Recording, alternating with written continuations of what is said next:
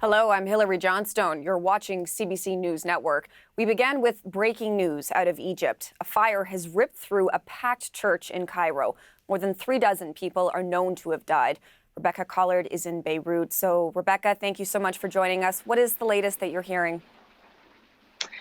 So, Hillary, according to Egyptian security forces, this fire started during a mass at the Abu Sifin church in the Mbaba neighborhood of Giza, which is essentially a suburb of Cairo.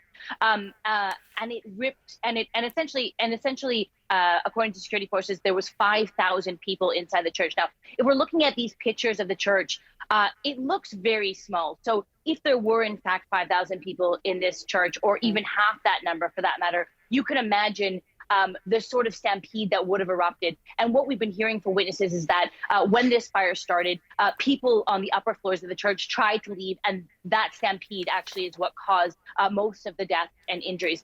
And I'll just point something else out in these pictures that we're looking at, Hillary. You know, we're seeing these few pictures inside. There seems to be quite a lot of fire damage, but not for the. But if you look at the outside of the church, not a lot of it is damaged, and it seems again to point to what we've been hearing from witnesses, which is that a lot of the people that were injured and killed in today's incident were actually killed by the stampede rather than by the fire itself, Hillary.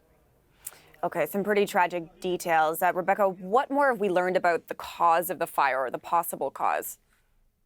Yeah, and we don't really have a lot of details about that, Hillary. I will say, in recent years, since the uprising started in Egypt and now under the current authoritarian regime in the country, Egypt's Coptic Christian community has been targeted again and again. However, so far what we've heard, both from church officials and security forces, is that this was an accidental electrical fire that caused this place, that this was not some sort of attack.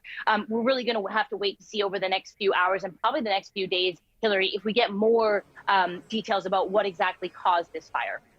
Okay, Rebecca, thank you so much for all of your reporting. Rebecca Collard for us in Beirut.